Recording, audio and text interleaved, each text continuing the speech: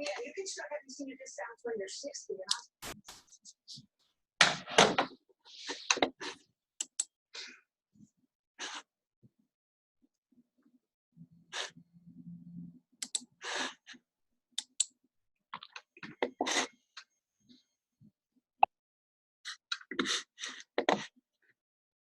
Hey.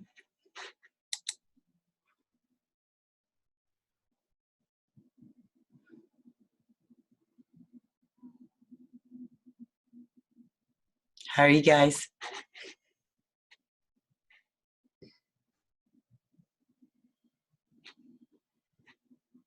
Didn't see my message about waiting, huh?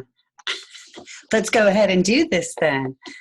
I was going to kind of wait since we had our cancellation, but we will not wait if you guys are ready. Let's go find that repl.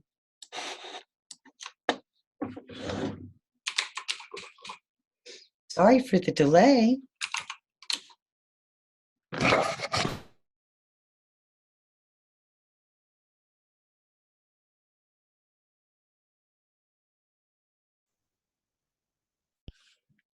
Sorry for the delay. I had posted a message that we would wait since we had this cancellation, but if you guys are ready to do this, let's do it. I'm going to get logged in here.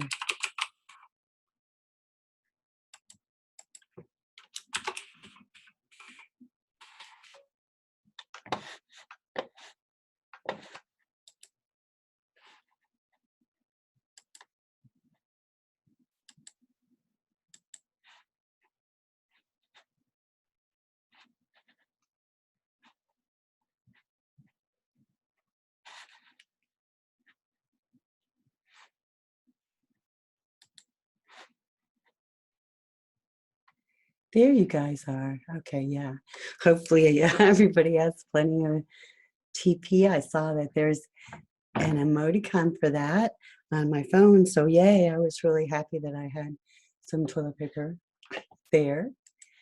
But I've seen lots of pictures of places where there is none.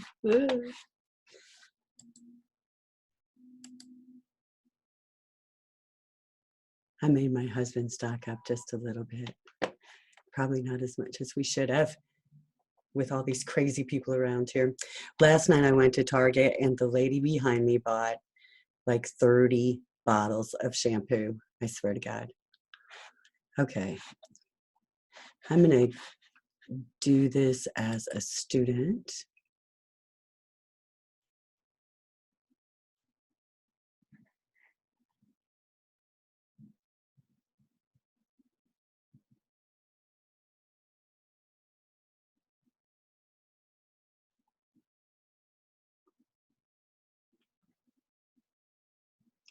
I don't think I have our class, so let me fix that.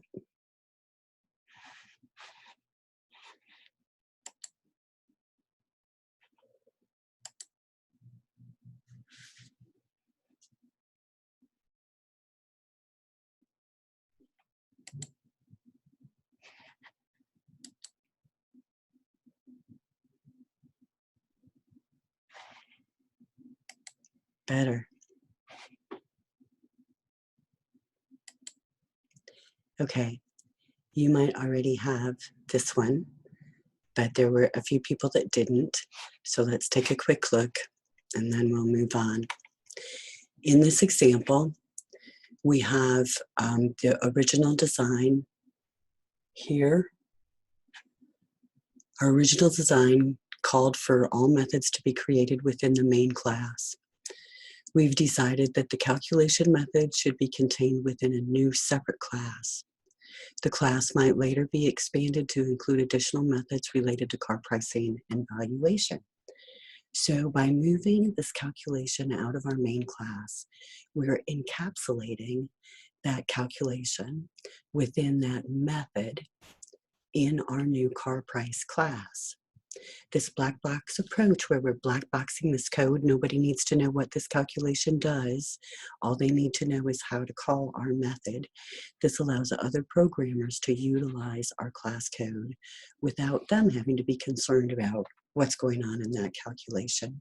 So first we need to create a new file in repl, and we want this file to be our car price class. So I'm going to click add a new file. Within repl, the first time you do that, you have to say continue, that you want to go into this new project mode. And then it seems like you have to click it again. And then it finally gives you the new file. When you click on the tab, you'll know that you're in this new file because you'll see it's empty. Now we need to rename this because it needs to be named car price.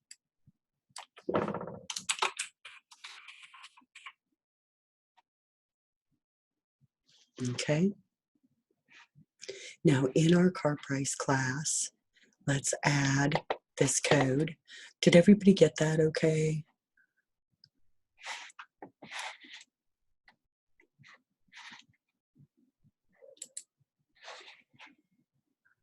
You got it, you got it? Okay. Just trying to find the tab. So we're ready to add code. We're just going to have a basic, where's my using system, and then our class statement.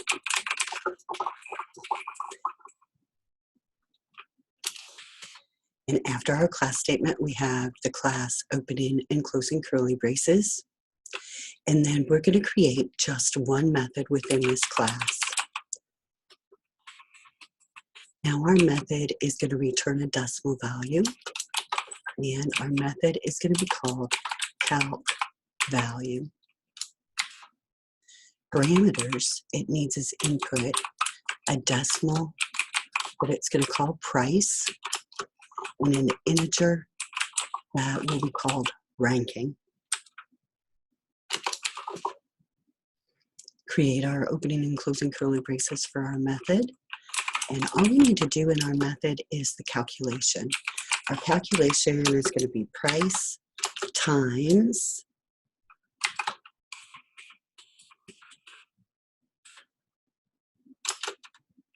a decimal value, 0.01, times our ranking. Now we're casting this as a decimal so that C# knows to keep a decimal place, because some of our variables are integers. So we're just doing that cast to be sure. All right, so that looks good for our car price class. Now I want to test that class and method. So to test it, let's go back to our main. Now in our main, it says we need to add these lines of code to the main method. The code is going to create a new instance of our car price class. The instance will be named VAL calc. The next line of code allocates a new decimal variable and then calls the calc value method of our car price class to calculate the value. So let's add that.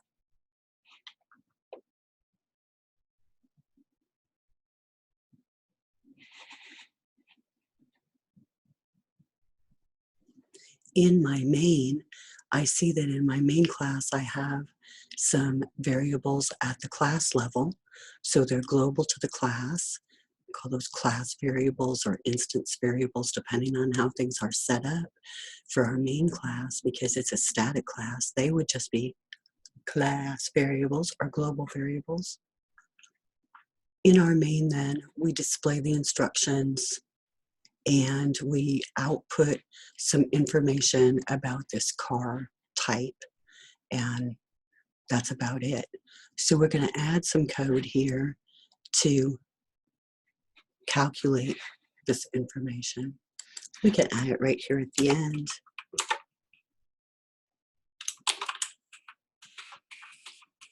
We're using our car price class, so we name it there as our data type. And our car price instance is going to be named val calc. So this is a new instance of our car price class. Now we're going to declare a decimal value called value and set it equal to our valcalc instance. And in our valcalc instance, we want to use the calc value method that we have created. Now our calc value method requires some parameters. It wants the price and the rating. So I just was copying that code exactly from over here. And then I want to add one more line of output.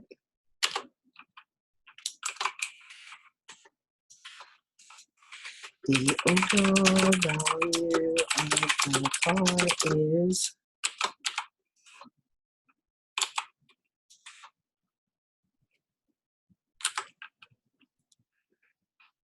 and my parameter is 0. I'm going to replace that with that value variable that we have calculated. Okay, let's see if we can run our code.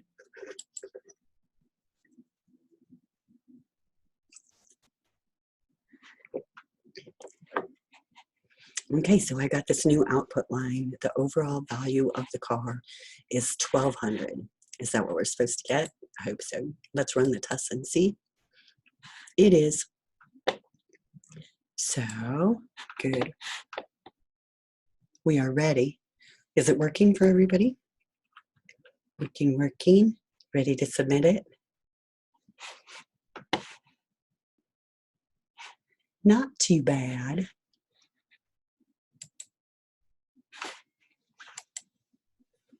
Okay, so I'm going to go back and go to the next one. Yay!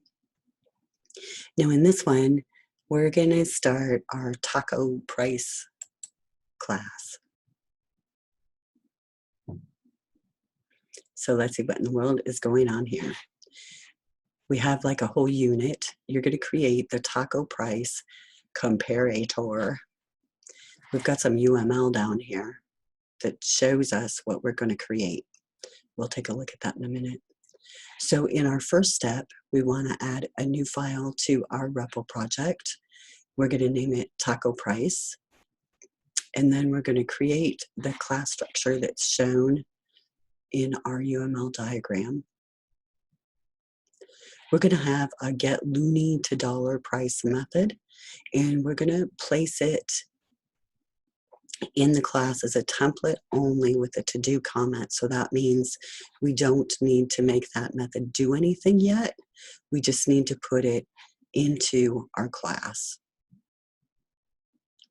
We also want to make sure that we follow the rest of the instructions. Let's read through them a little bit. Basically, create the taco price class. Don't change this main class. I have a note here. There's been a change to repl that can cause some issues with this assignment, because if we use lambda expressions or any of the newer syntax like that, we can run into some problems. So for our properties, our public properties in our class, we have to be sure that we use this syntax here. In our taco class, we're going to override the toString method to output data about our class instance. And we want this output, buy from the American Taco Bell. So we're going to work on this, but we'll be fixing it as we go. There is another video for this one that's just all quiet, that's at this URL, but I think it maybe has some issues. All right, so let's take a look at this UML diagram. Right click on it, and I'm going to say open image in a new tab so I can see it a little bit better. So in my UML diagram, at the top I've got the name of my class. Then I have class level variables and their data type. So in our main class, we have two strings, one for dollars and one for loonies. And we have one instance of our taco price class called this run. Now, under the line in our UML diagram are methods that are found in the class. We have in our main class display instructions, get input, and display output.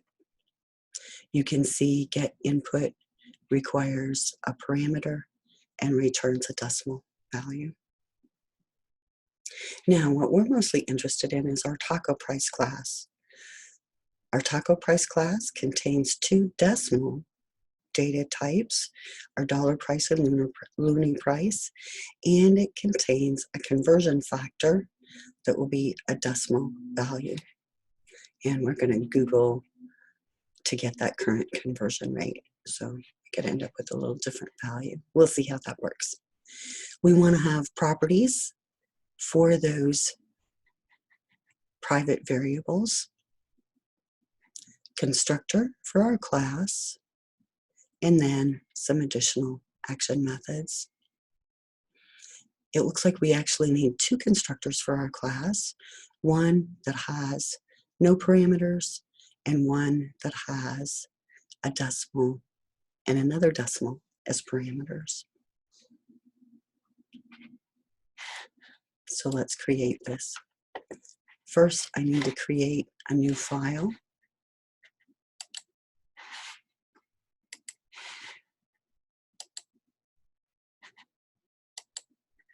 And I'll rename it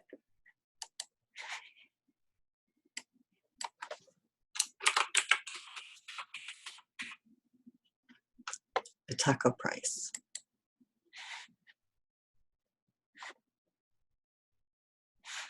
Now, in the instructions, it says, create the taco price class. It's like, oh my God, it just expects you to know what to do, right? Well, that's because creating a class is really not that difficult. We start out with our class statement.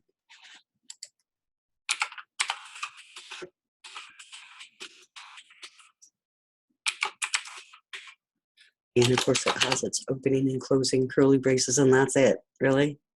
That's our class. So not really a huge amount of code.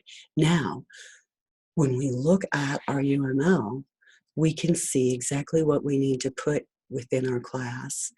I need 3 variables. They're going to be private data variables to my class.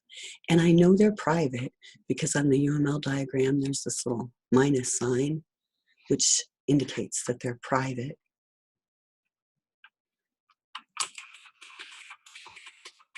So my dollar price variable, and I'm also, whoops, I need to say what kind of data that is. It's going to be decimal. And I have another private decimal variable, the looning price.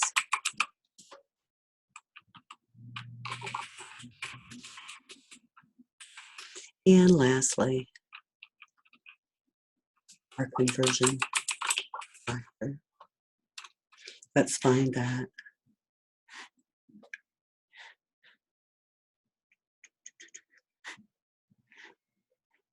Google US dollar to Canadian loonie.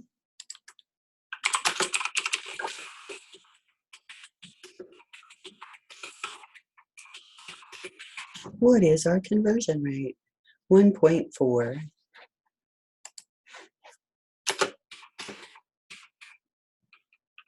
All right. So we've got that set up all in uppercase because it's sort of like a constant. We could make it a constant.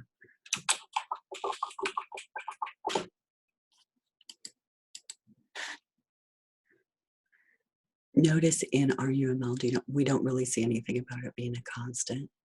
We can take that liberty ourselves. So above the dotted line or the line, we have all of our private data fields. And then underneath that line, we have our properties and methods, all of our public things. So we want to do a public for our dollar price. Now, what's going to happen is this public property is going to enable access to our private data field, our dollar price. I'm going to name this property the same exact thing as the private variable, except for the first letter. So my private variable has a lowercase d, my public property has an uppercase D.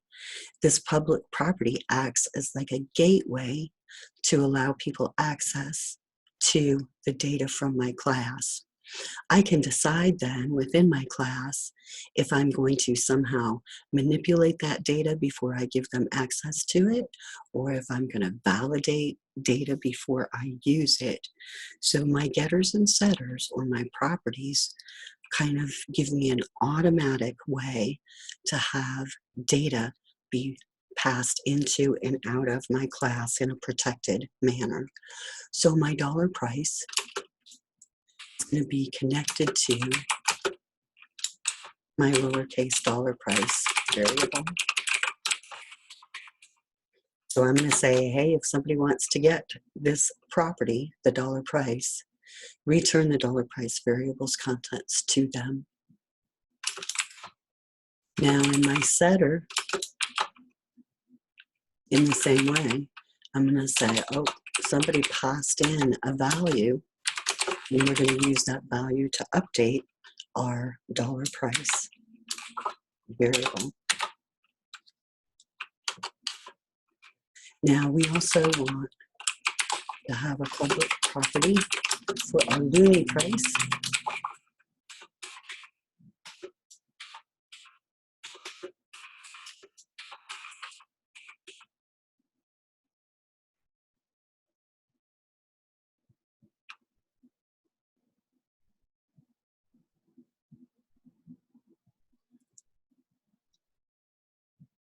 When you're creating a class, I see the question, do you have to declare which systems we are using? Yeah, we need our using statements. So we'll put those in. Thank you.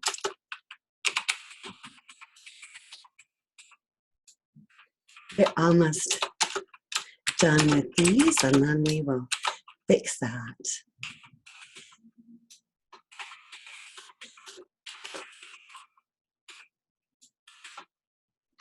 Okay. So we've got getters and setters here. That's going to, like I say, allow public access to our private data fields. So like if we decided that nobody was allowed to change our dollar price variable, we could just not even have a setter and they wouldn't be able to update that value. If we had something like that, then our constructor would have to have a parameter for that value, or we would have to calculate it within our class. Let's set up our constructors. Now a constructor, remember, is a special method. It's always public, and it never returns a value. And it's always named exactly the same as your class. Now our default constructor, the default no-R constructor, is one that C# will create automatically, will construct. But it basically says, okay, here we've created an empty null instance of our taco price. Now we're going to have a constructor that creates an instance that is not null. And for that constructor, we're going to say that we need a parameter, a small value, and we're going to call that within our method dPrice, and that's going to hold a price value, and we need a decimal value for the loony price. Now, if someone calls this constructor, meaning they pass in those values, we're going to use those values to set up our data fields.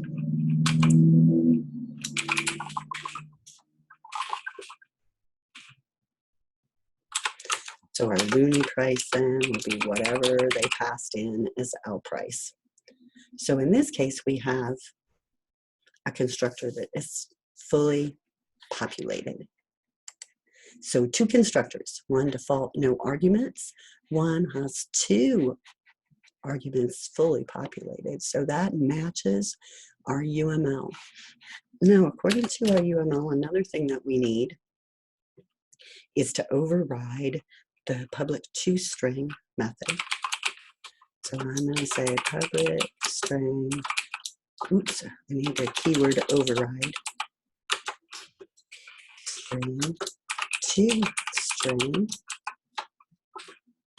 and the public toString method is the method that's called if somebody names your class instance. So they just type it in there. So say I have a person and I have an instance of that person class named Miranda. When I name Miranda in my code, hey Miranda, Miranda's going to respond with her toString value. Say, hey, I'm Miranda, my last name's Jones. Whatever she has in her toString value is how she's going to respond. So for us, for our taco price instance, right now we've been told that we should respond with this value by from the American Taco Bell. Okay. So now we have a couple of ways that we can get information from our class instance. Again, if this instance of taco price were named Miranda, Miranda is going to tell us, ooh, here's what my dollar price setting is, and here's what my loony price setting is. And if you run my toString method, I'll tell you that you should buy from the American Taco Bell. So Miranda's just full of information. All right, what else do we need? Let's see, we have a toString method, and then we're supposed to have a get loony to dollar price. Now, this method is going to return a decimal value.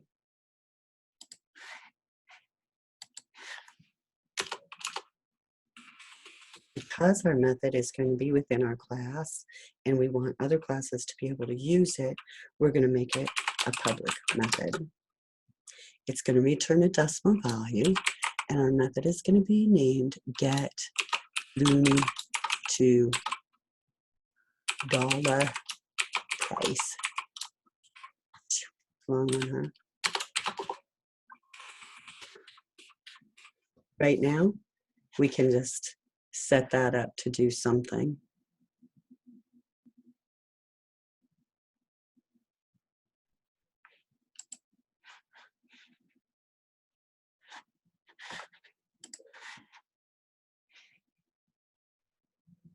Now I'd like to go ahead and add a method, get lower price.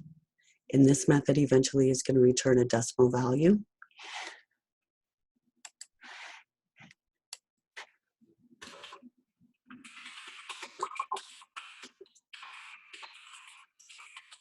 So since we don't really, we aren't ready to code these methods yet, we can just load them with some sort of temporary value, like return 0 or whatever we want. Now, in our instructions, it says to mark those with a to-do, so we can do that easily. So we still have those to do. We've got some stuff. Now I need to add my using. And using system should be the only library that we should need for our class. So let's review. We were told that we needed to create a taco price class. So here it is. It's named taco price, matches our file name. We have our private variables, our public properties, dollar price and loony price, 2 constructors. We've overridden our toString method. We have a get loony to dollar price method and a get lower price method. So I'm going to go back to the main and see if I can run it. Oh, it's mad at me. Let's see what's wrong. Line 9.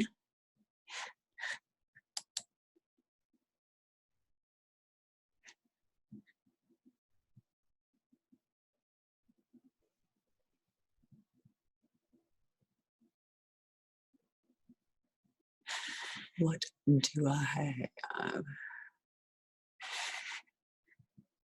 Looks like I've got an extra set of closing curly braces.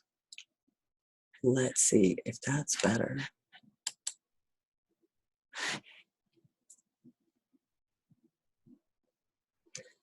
Okay, on line 7, it says that literal of type double cannot be implicitly converted to type decimal.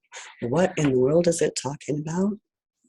Well, right here I'm saying I want to create a decimal, and this number that I've given right here does not have a format specifier. Remember, a format specifier would be some sort of letter after the number to specify, you know, like F for fixed. Right here it says add suffix M to create a literal of this type. Okay, so I'll add that M. Now, this one's talking about the M,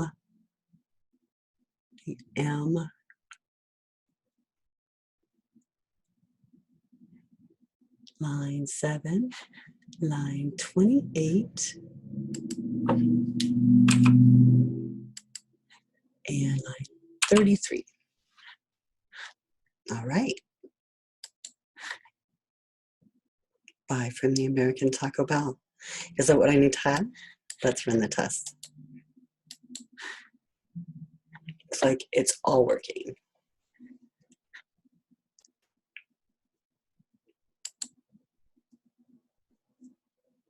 Okay, is everybody working?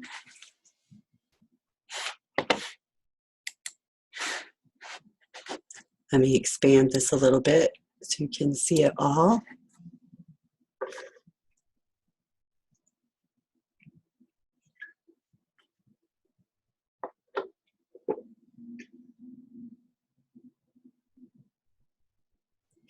Okay, I'm gonna stop sharing so Jackie can.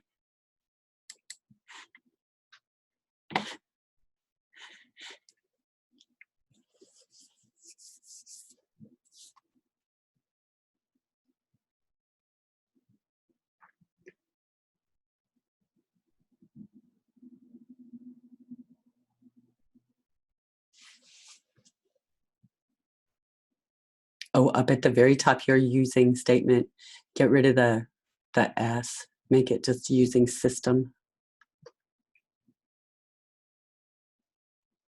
Let's try that.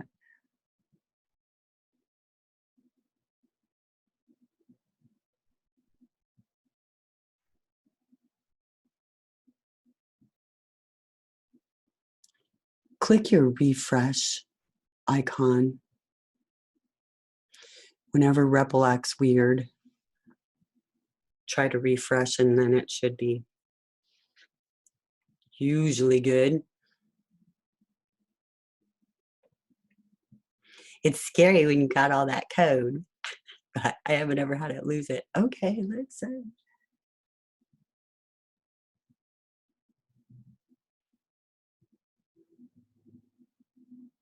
Oh, your file name.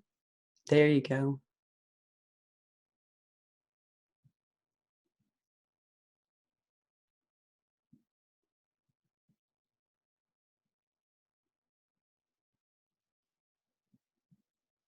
Good.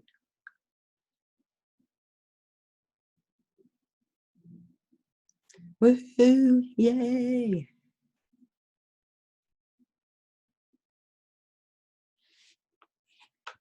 That looks great.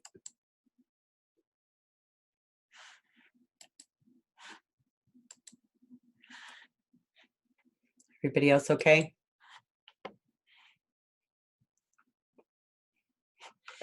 Okay, before we move on, I'm going to save this, like copy it, because it seems like I might want this as a starting point for the next one. So I'm going to select it all and copy it, and then go back to the classroom. Oh, I need to submit this one, right? Submit. Submit.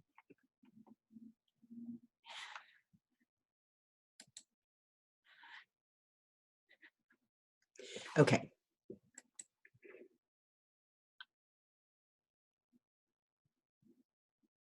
Oh, Thomas, you've got something. Let me stop sharing so you can share. Okay, Thomas, show us what you got.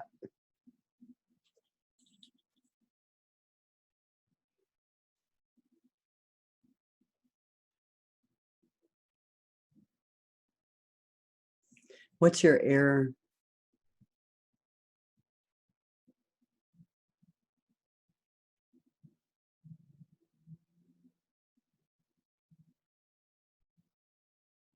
Try that.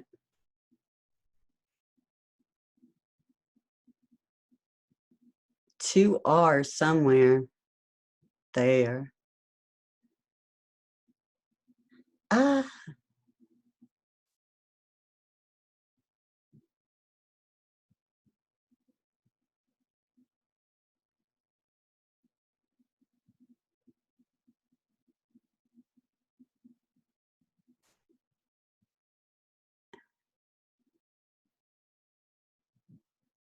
good.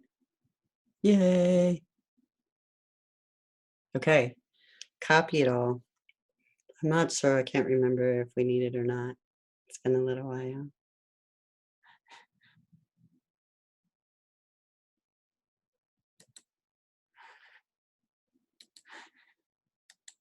Okay.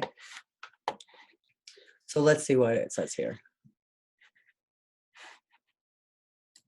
Oh, see, actually, it just gives you the answer. So remember, with repl, you can usually go on and find it. Sometimes not. All right, so we're going to update things. The display instructions method should be created in our main class. Now, why don't I want that in our taco price class? Well, because our display instructions are going to be part of our user interface, our user experience, and we want them to be kept separate from our business logic. Our business logic has to do with how much a taco costs and all of these magic numbers, and our user interface or user experience is what the user sees. We want to keep those separate.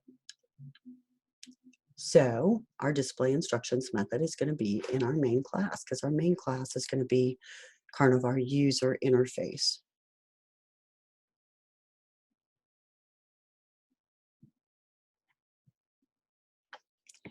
So I'm going to go to the end of my main method and create display instructions.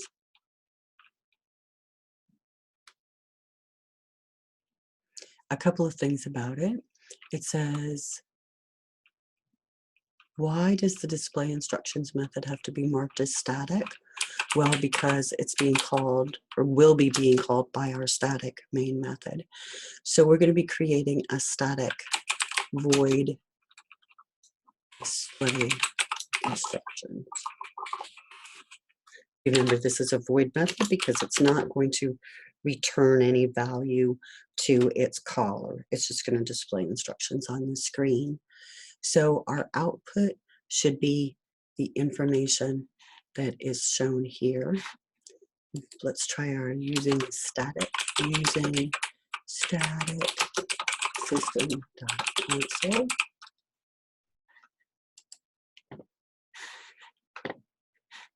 Now I'm going to copy all these.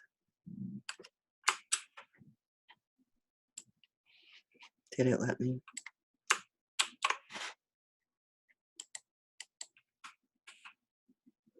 And I'm just going to put my right line statements in front of them.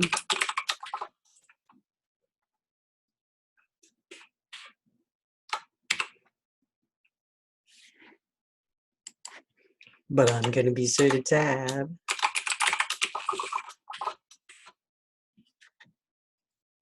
Now I want to do this copy paste thing so I can make sure that I match the repl requirements exactly. I'm not a cheater. I'm an effective developer, and I know that my output may have to match exacting requirements. So I make sure it matches. And my last one.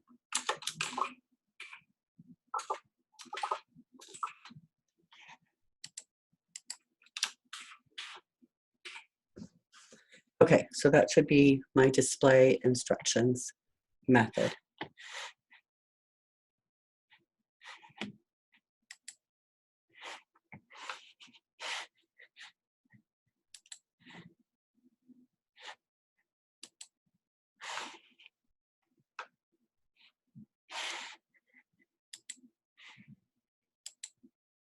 My chat disappeared, sorry.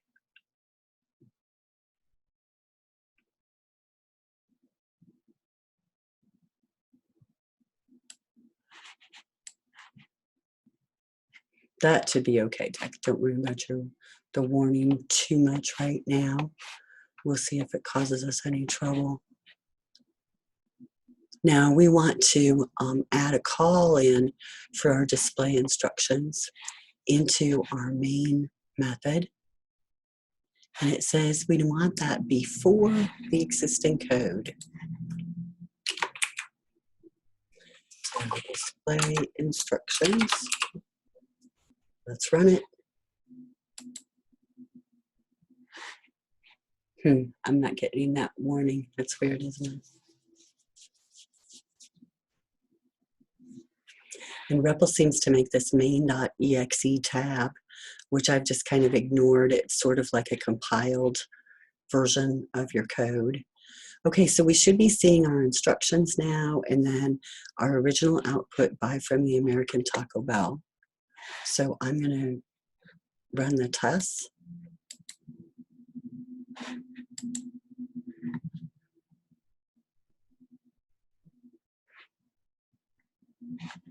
So I need to add in some additional spacing. After make a run for the border, I need another blank line.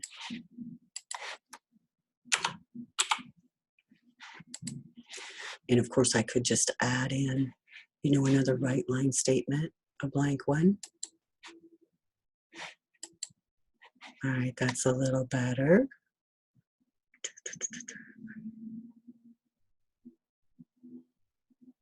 Here we go, another one. A decision is made. I need another blank line.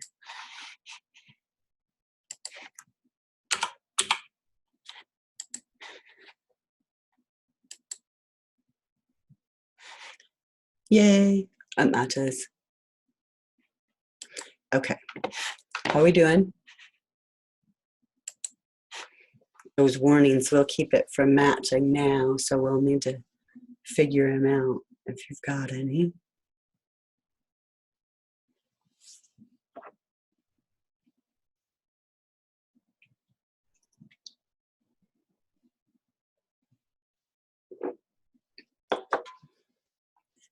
Make sure you have the using static system.console up here.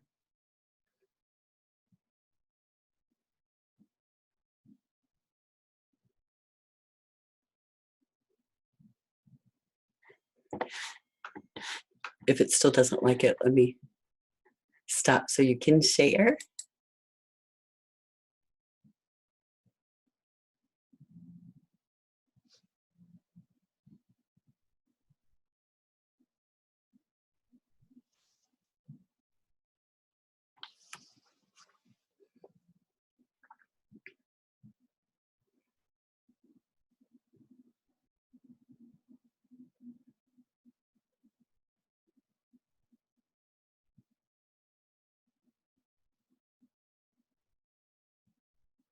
Same for you.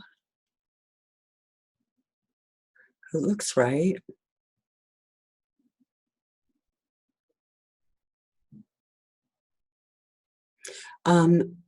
Check your semicolons at the end of the lines. There they are. That should make it happier.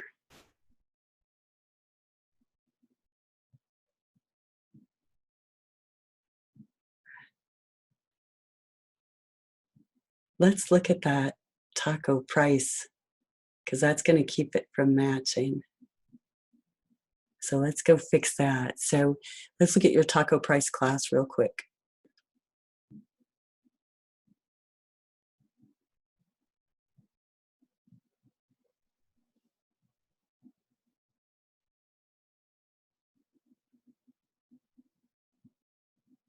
Scroll back up and let me see the, right there.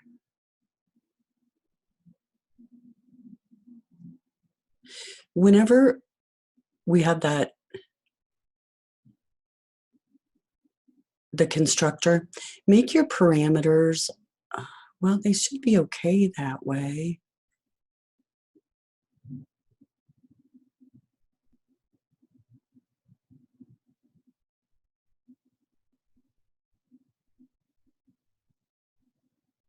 Mine has like D price and L price for the parameter names instead of using the same names again in the constructor. So where it says public taco price, line 10.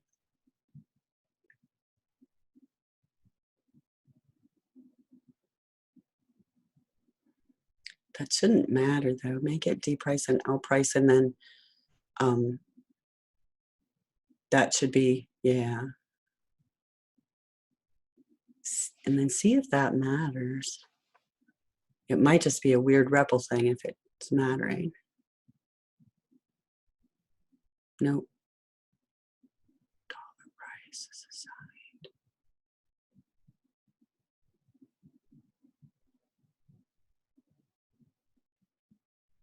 It's still going to give you that warning.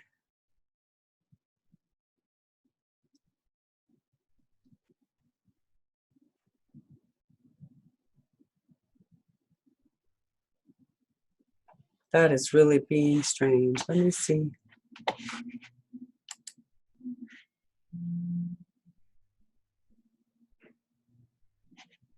And up at the very top, you have the using system. Should we add that? I don't have it either. I mean, it doesn't seem to matter in the taco price.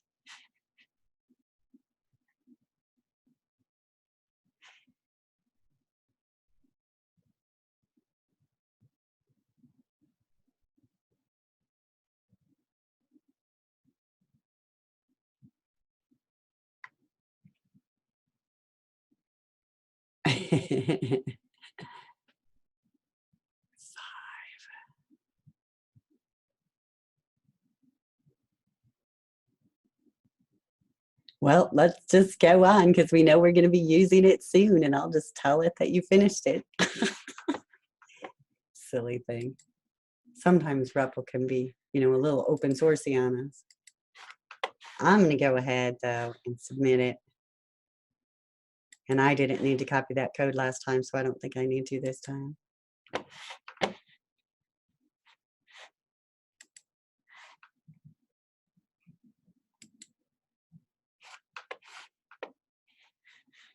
Okay, so I submitted it. And now I want to add my get input method.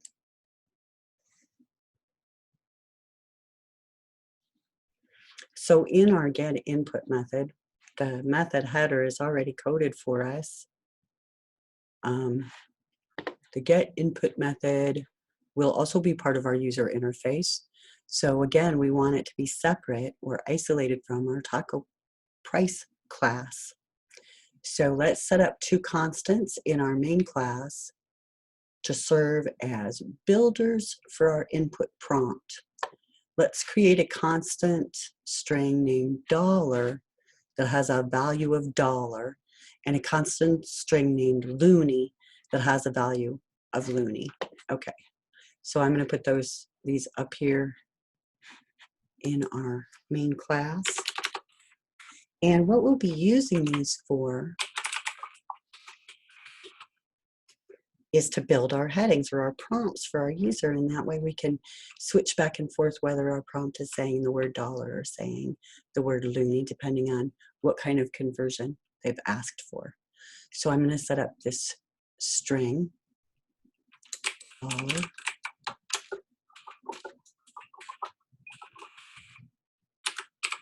and we'll make it a constant.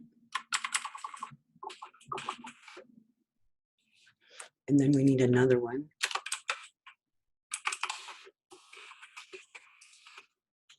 Loony.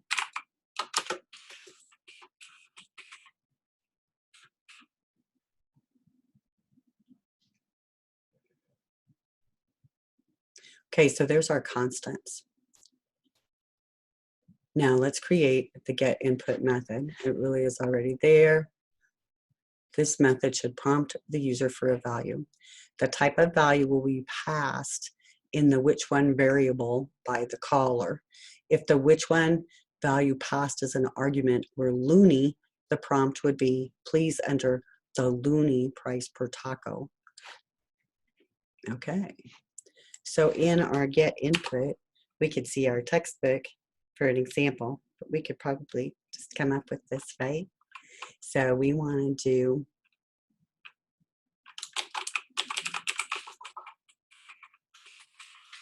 console.writeLine. Please enter the parameter 0, price per taco. And now we want our parameter to be whichever variable, whatever value they passed for which one.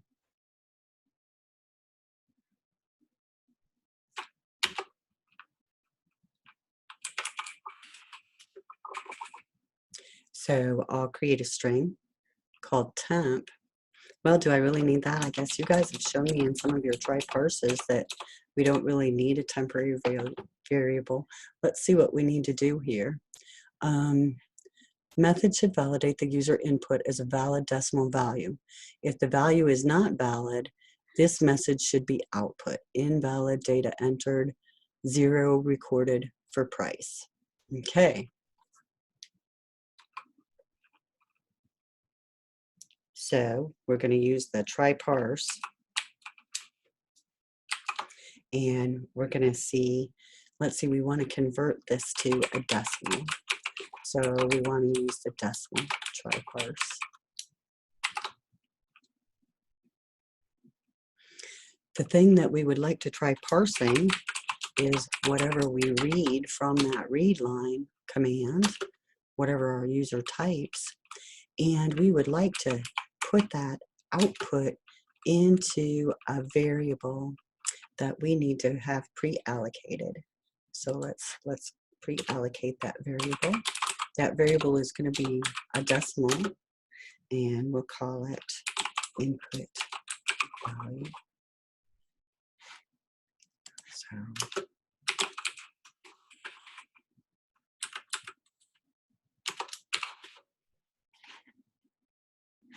So we know from our textbook that if we set this to a not, we'll only get a true condition if we have an invalid value.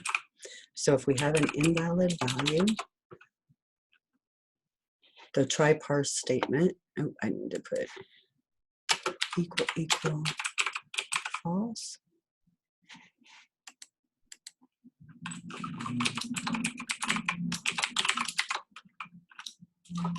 Invalid data entered, 0 recorded for price. Okay, I hope I can do that from memory. Let's see, me and my try parse is not that great. Let's see what else we've got going on here. Now we need to update our main method to call our new get input method. Now we're going to be returned a value, so we need to set up a variable to hold that value.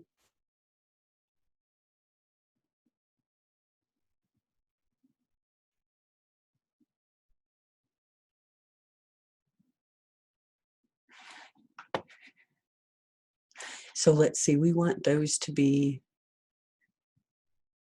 2 decimal variables to our main method.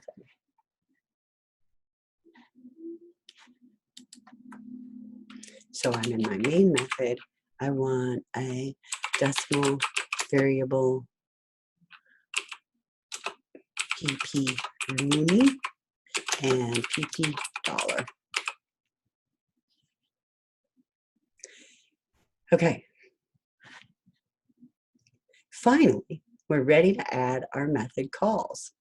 The first time we call our get input, we're going to be prompting for the dollar price. So we want to save whatever value is returned in our PP dollar variable. And we want to pass in our dollar constant as our parameter for that. So it's going to look something like this. But I want that to be after we display our instructions. So right after we display our instructions, PP dollar equals our get input method using our dollar constant.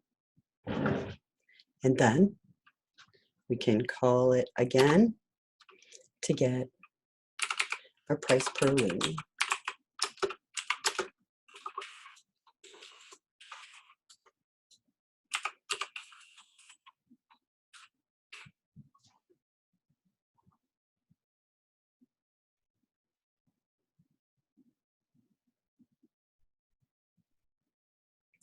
You forgot one L at dollar.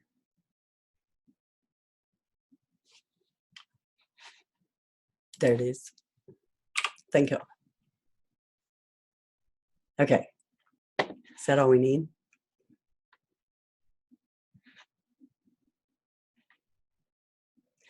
The call to our taco price constructor currently has hard-coded values set as parameters. Update the call to use our PP dollar and PP loony variables as parameters. So when we create our taco price instance here, instead of using these numbers that we had hard-coded, we want to use our input values.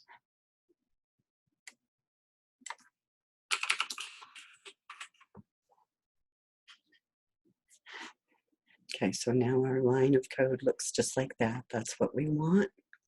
So let's see if we can run it.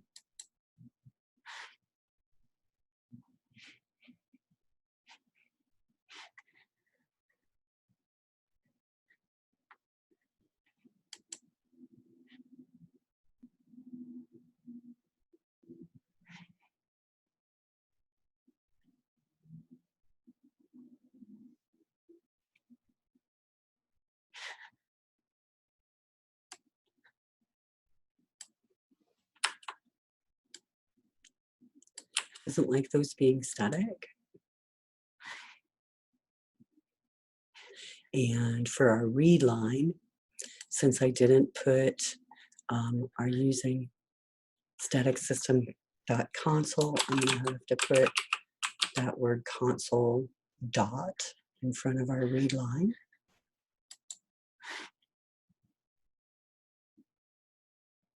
And now it's mad at me about line 20 because I went through all this work to do the get input and never returned the input.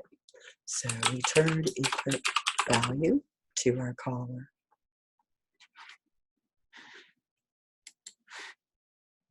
Okay, now let's see if it's going to work.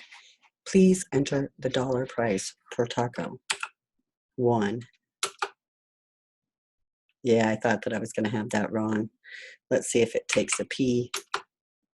Yeah, I just broke it. Okay, so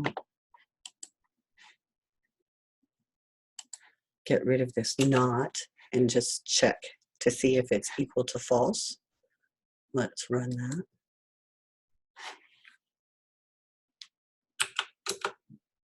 Loony price. Now, we haven't updated to decide which side of the border we should buy from. That'll be our next assignment, but we are being able to accept input. I'm going to run this again and make sure that my invalid input gets flagged. That looks good. Very good. All right, so I can run the tests.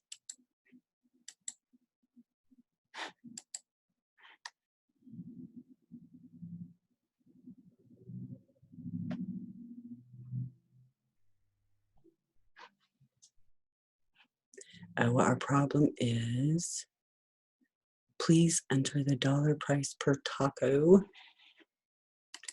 I'm going to add a space to that and run it test again. And that was what I needed. And that's okay because I need to have that space in between my prompt and what the user types. So I'll take that. Okay, how's everybody?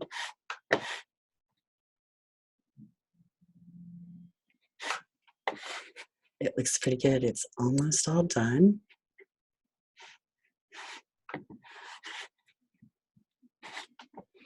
If you're all good, then I'm going to submit this one.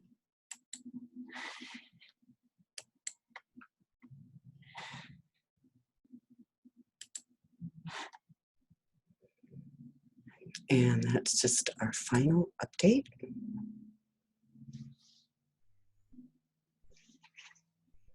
And repl's going to be like, no, don't think so.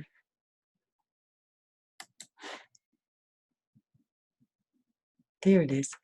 Okay, so we should be basically about done here. We need to update our methods that we left with our to-dos.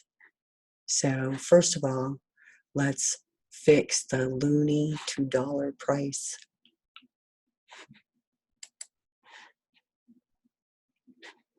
Right now, we're just returning 0.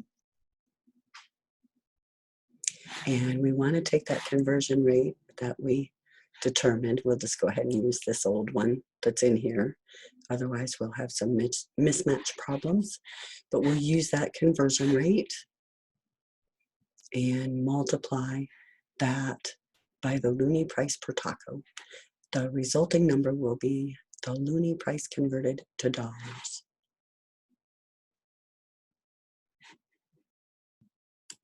So in this method, we want to return our loony price times our conversion. Now, the get lower price method should return a string containing America if the dollar price is lower, and Canada if the loony price is lower. You should use a ternary if statement to accomplish this task. Let's update it. Get lower price. So we're going to have to say, I'm going to get rid of this to do here. For this one, in our get lower price, say if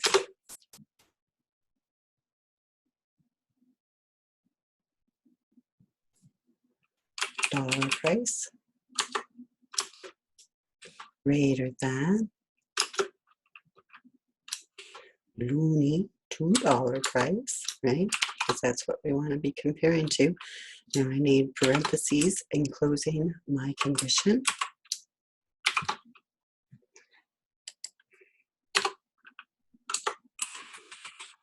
So if the dollar price is greater, we want to return Canadian. Else,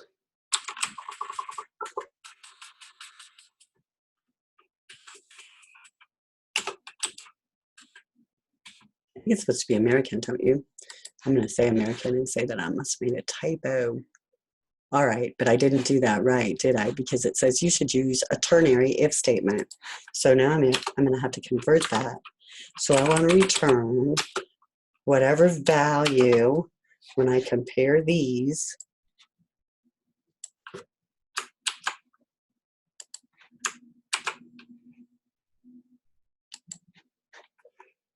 If I get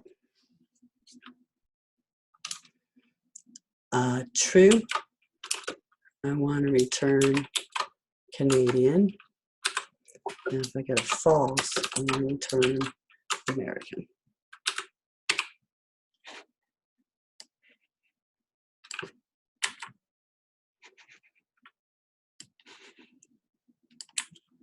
So ternary if, 3 things. My condition, if the dollar price is greater than the loony price.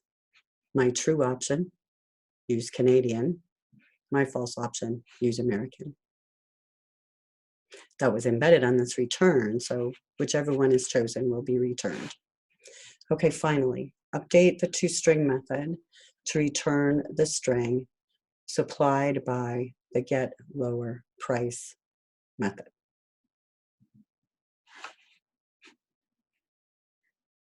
So right now we're saying buy from the parameter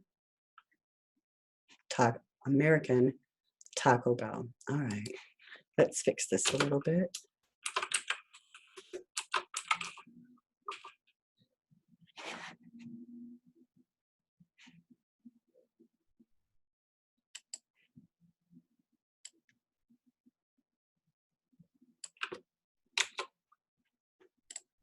Okay, so right now I'm saying buy from the parameter Taco Bell. And right here where I'm passing in this string, instead of passing in that string, I want to use whatever gets returned from my getLowerPrice method. I shouldn't need a plus sign then after that. Okay, let's try it.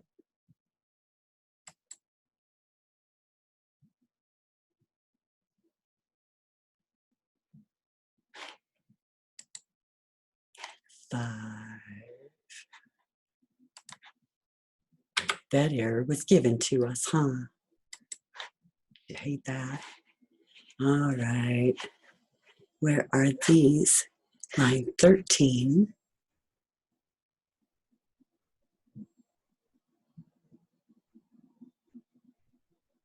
And 14.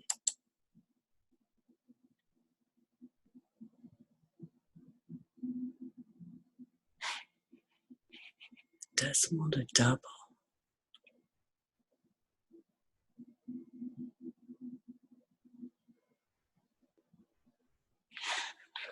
In our main,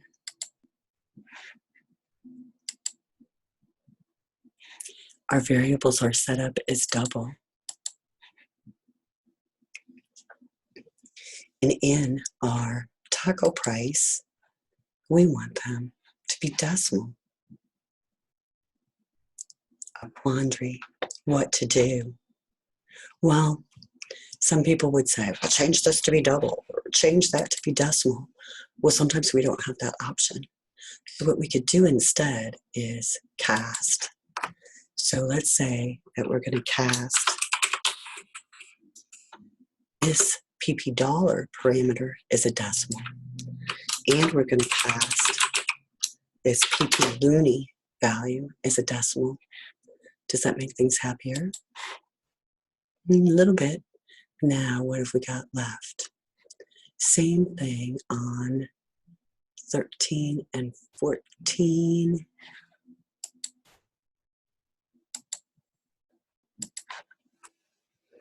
Now, in our get input, we're returning decimals. Our PP dollar and PP loonie are doubles. So it does just seem like we could make those doubles, doesn't it? And fix all sorts of things. But let's go with the flow here and say, well, we can't. Well, so no, right there, we're going to have to make it a double. Look at us casting all of this. We can, though. We can handle it, whatever we need to do. And we could use a convert method if we needed to, if the casting wasn't good enough. All right, so now I'm going to try. That looks like that's right. Let's run some tests.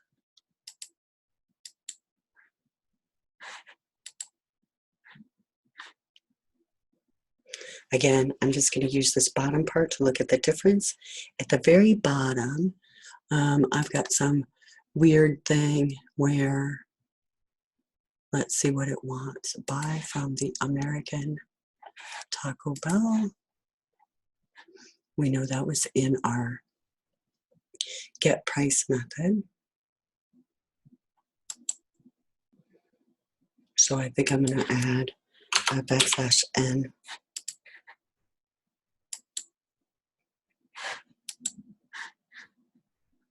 Still didn't like it. Some sort of weird thing, maybe a space. Let's try a space. And if we can't get it, oh, now it's doubly mad.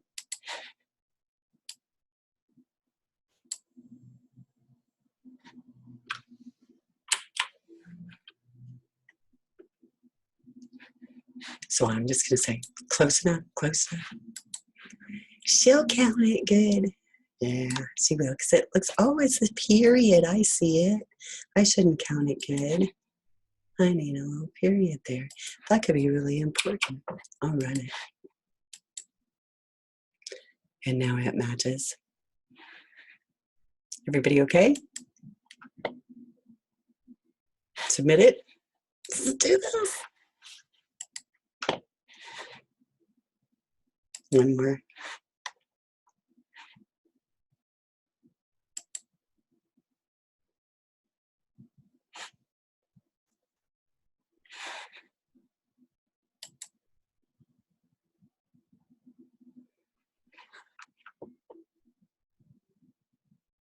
Okay, we're about done with our project. We want to add a display output method to the main class. And this display output method should produce the following output. And these 9s are just placeholders indicating that a number will be placed here with specific formatting. Now, you guys have seen enough repls to know that we can use our culture setting to make sure that our current culture is set to English US so that we get a $sign out as a currency character. We can also set up a culture for our Canadian format, saying it's French Canadian, and using whatever currency format would be appropriate there. So we're going to make sure that our output culture setting is correct. So let's see how we can do that. First, let's add our display output. I'll put it up here before our get input. Our display output will be a void method. It's just going to display output.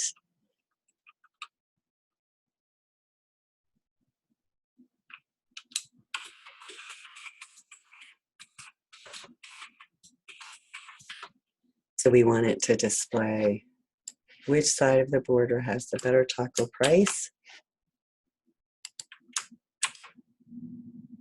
Well, that's no good.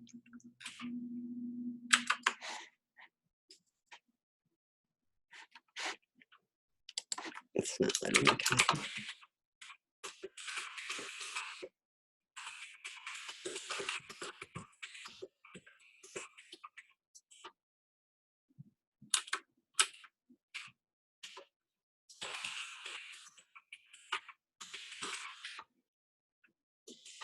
We're going to have American, who is a parameter that uses currency as a format.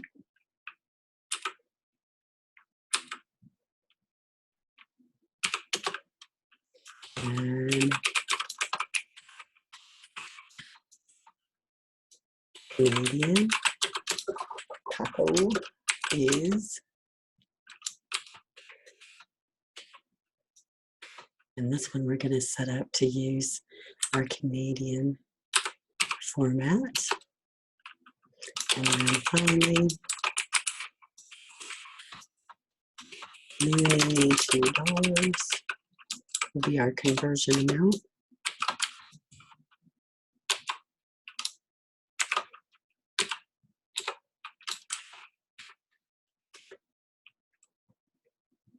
So for this one, loonie to dollars, we're going to want to call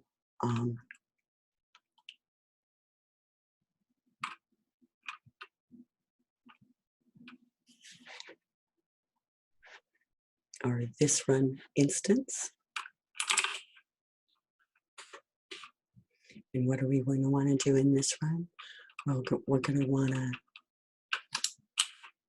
get, what was that method name that went on forever? Looney $2 price? Yeah, Looney $2 price.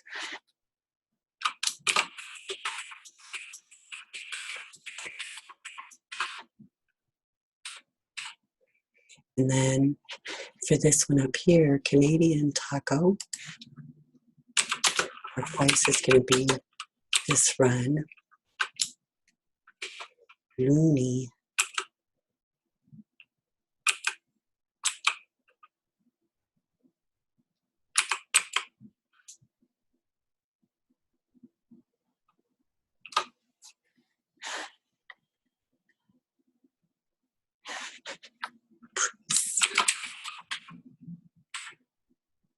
So we can use that property of our this run instance variable. And then for our American taco, for our this run, we're going to say, well, that would be the dollar price property. Now, notice the properties don't have the open and close parentheses after them because they're special, getters and setters, they're automatic, but all of our other methods always have an opening and closing parenthesis after them.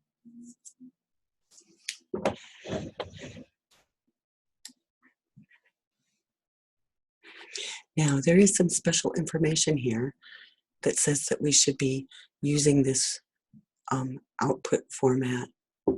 So let's get that set up.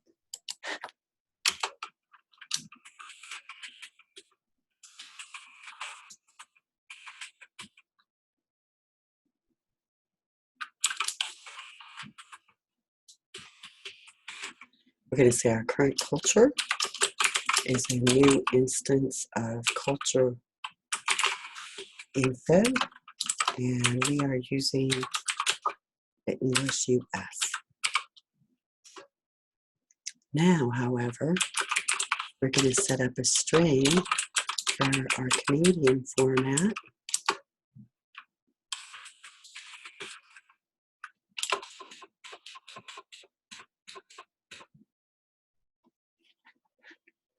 And let's see, we want that to be our line right here. So this is going to be a little different. It says, using our string can format, we're going to use the string.format method, which formats things in the same way that the write line method does. And we're going to use the culture info get culture info method. And we want to get the culture info for French Canadian.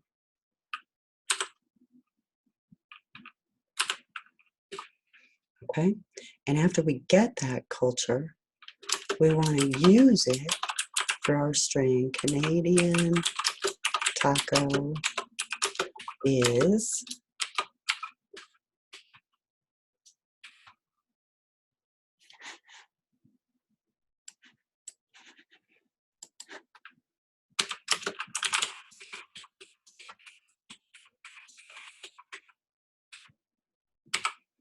okay.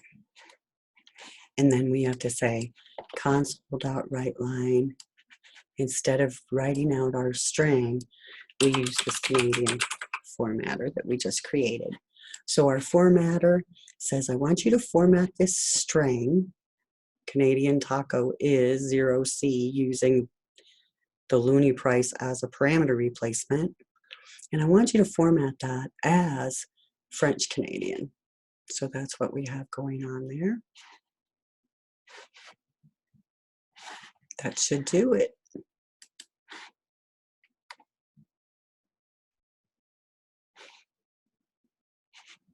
Culture info. Are you missing system globalization using? Oh, I guess we are. Using system.globalization. Now, are we missing another? I believe we are. Let's see if it will tell us. Oh, thread. It doesn't. No. So what was it? I think it's using system.credit. There might have been another library in there. We'll check. Oh, that was it. Okay, my dollar price $1. Uni price $4. Buy from the American Taco Bell. I never called my new method. So in our main, we've got to call that method. Now, where do we want to call it?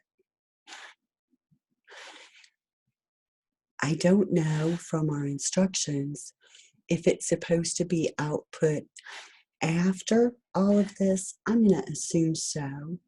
So let's put it at the very end of our main method. Right now, we've got the console.write line that's running this runs toString method. So after that, let's run our display output method.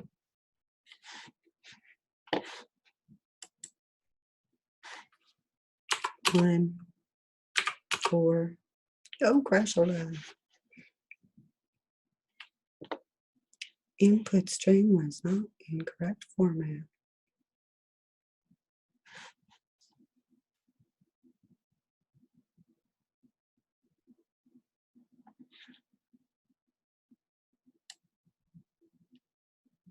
Right there. Let's make that :C. Let's try it. You guys do that to me all the time, and I'm doing it to you.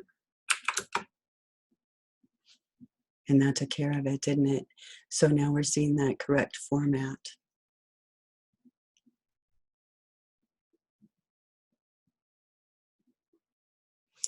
I'll fix that error. I really didn't mean for it to be a problem, because it's just one of those things. It's hidden though, that colon inside that formatter. That's why I like those new ones so much better. Okay, what's not matching? Oh, these down here. American taco, Canadian taco. Oh, it looks like buy from the American Taco Bell should come out at the very end. So let me fix that. That means that this line must move to after this line.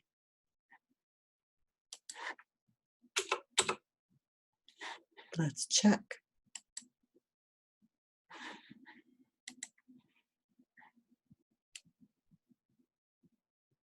Okay, that took care of that problem. But I have another one. I have loony mistyped somewhere. And then this formatting is not correct.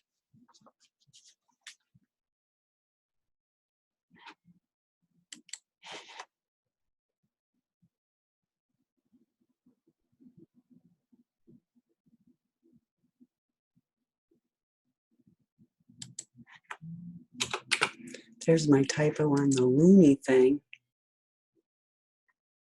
Now, what about in our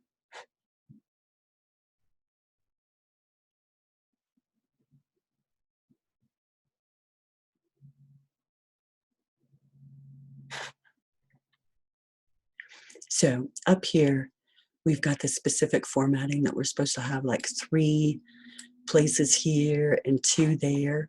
So is there something we could do with this C to specify the number of digits so that we could match our required output? Let's check. C# currency format length.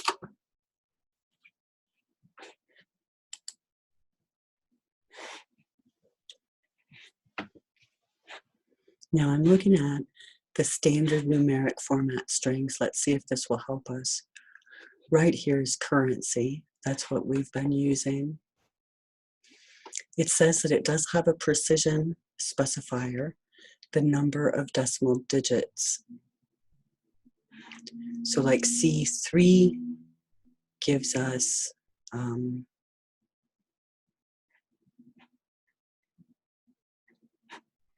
3 digits. Let's try it. So according to our specifier here, we're supposed to have 3. So I'm going to do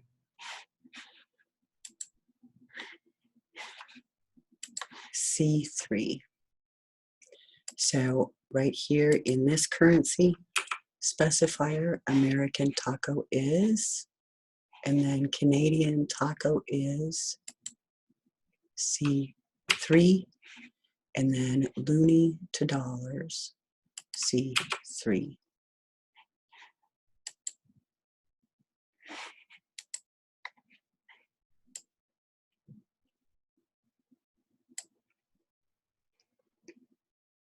So it looks like there's a difference in our conversion factor.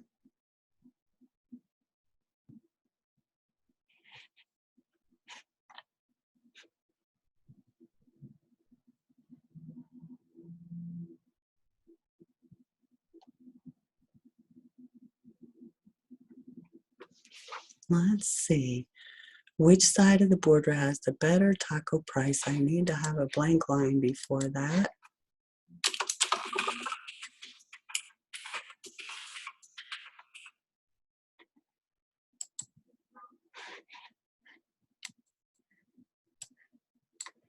I'm still off a little bit.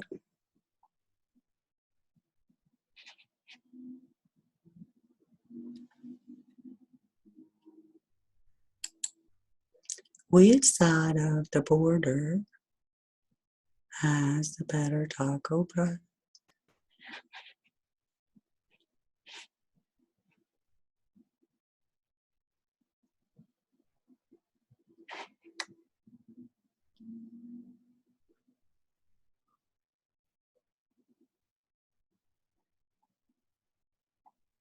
That's weird. Like it gave me like 4. It's giving me 3 after. So that's not matching up the way we want it.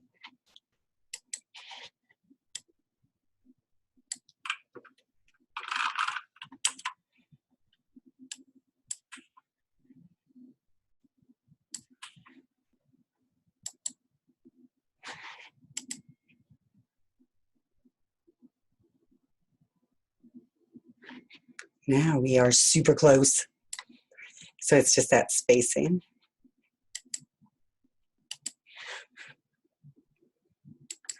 So there's got to be another way. How do we specify the size of our whole column?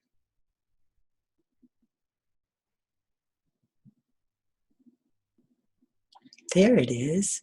If we specify minus 28, then the whole column will be 28 wide, and our currency value will be aligned to the left. If we made it a positive 29 or 28, our currency column would be aligned to the right. So let's try that. In our repl, this column needs to be, I'm not sure if I need to count the $sign and all that stuff, so I'm going to count everything. 1, 2, 3, 4, 5, 6, 7, 8, 9. So 0, 9, 0, 9, 0, 9.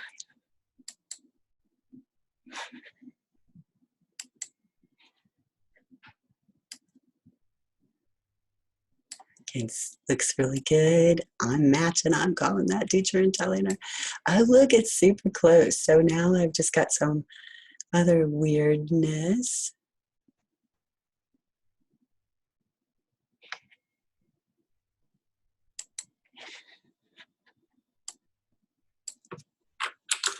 Seemed like you would make it something reasonable like 10, huh?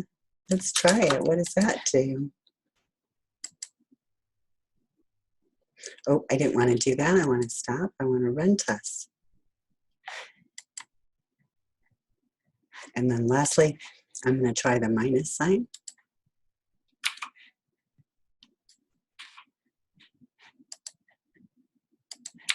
And if that doesn't work, that's okay, because my mission has been accomplished in reminding you guys of all these different output formatters. Yeah, it's still mad at me. So I'm going to submit it and say, she'll count it good.